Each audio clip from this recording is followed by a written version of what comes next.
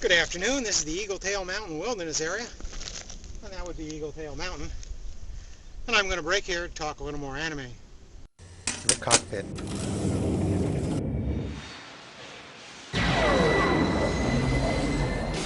The Cockpit was a set of 3 OVAs, each based on the stories from Leiji Matsumoto's Battlefield manga. They're all combat stories set in World War II, and each is brought to video by a different but well-known anime director and screenwriter. The first OVA has been titled Slipstream in English. It's set in 1943 Germany. Erhard von Reinders is an ace German Fokker pilot whose reputation has recently been tarred with cowardice after a recent dogfight. His commander gives Reinders a chance at redemption and a hot new Fokker.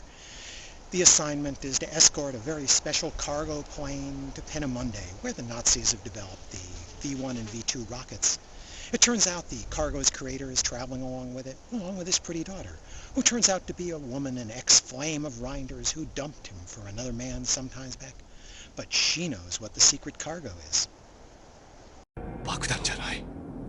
しかし、これはまさか核弾頭。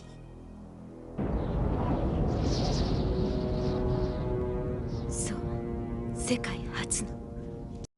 This short story offers an interesting premise for American audiences, positing Germany had developed the atomic bomb first. It transplants the debate about the morality of its use in war from Truman's war room to a Luftwaffe airfield, giving it the unique perspectives of its Japanese authors. It mixes in Matsumoto's own philosophy of personal honor. This OVA is directed by Yoshiaki Kawajiri, who also wrote the screenplay from the manga. Kawajiri is better known for other Madhouse productions of the same period in the supernatural fantasy genre, such as Ninja Scroll, Demon City Shinjuku, and Wicked City. Here he shows he can bring it down to reality too. This is a really nice war story with some nice aerial combat animation and an interesting theme. Philosophically, it may be uncomfortable for Americans. At a mere 25 minutes to tell the story, only one character, Reinders, gets any development. Everyone else is pretty much just a foil for his inner conflicts. The second story has the English title Sonic Boom Squadron, and it's set among the Japanese Air Force during World War II. It's about a suicide pilot for the Oka, or Cherry Blossom. It was a manned bomb, sort of like a cruise missile or a German V-1 rocket with a pilot on board. Unlike a Zero's kamikaze, the Oka was built specifically as a manned bomb to carry a lot of explosives very fast to a target with a short-range rocket engine. Because of the short range and speed, it had to be released from a bomber near the target. Lieutenant Nagami is signed on as an Oka pilot, a one-way mission to be sure. But during that mission, the bomber that's carrying him and his Oka are shot down, and ironically, he's the survivor. He returns to base, absolutely determined to get another shot at the enemy target. This story looks at Lieutenant Nagami's sense of duty and honor, and the effect that has on the fellow soldiers and crewmen around him. But to help expand on the theme of the insanity of warfare, a part of the story will also take place on the American aircraft carrier that Nogami is targeting. To make things a little more personal, one of the Americans is an aspiring comic book artist. This segment is written and directed by Takashi Imanishi, who had recently directed the Gundam 0083 OVA series for Sunrise. He's done a great job of leaving the sci-fi behind to concentrate on the human beings in a very ugly, very real war. The art designs are both noticeably different from the first segment, yet still retain the distinctive Matsumoto's character appearances.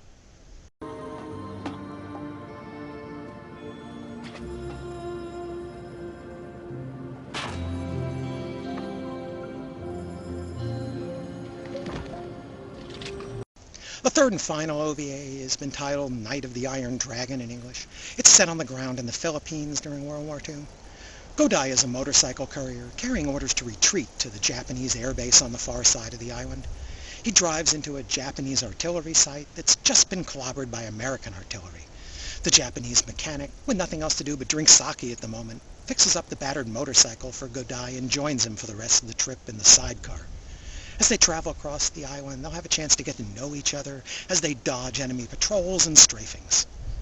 This is the only one of the 3 stories that gives us any real sense of camaraderie among soldiers, the others being focused more on individuals. It's also the only one that has any sense of humor to it.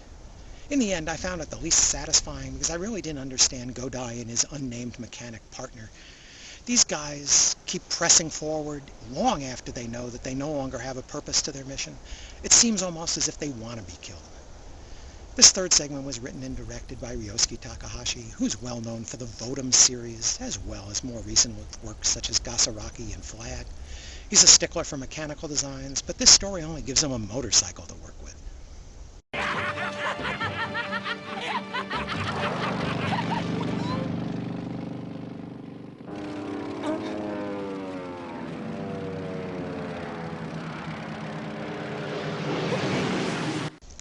Most of us in North America think of Matsumoto in terms of Star Blazers or Captain Harlock, fanciful science fiction stories that throw hard science to the wind in favor of grand imagery and giant heroes. However, Matsumoto was also a collector of World War II memorabilia, and when he tells stories of the past in World War II in his manga, he picks at the details, whether it's a foca or an oka or a motorcycle. Each of the directors here has done his homework, anchoring Matsumoto's characters in a realistic World War setting.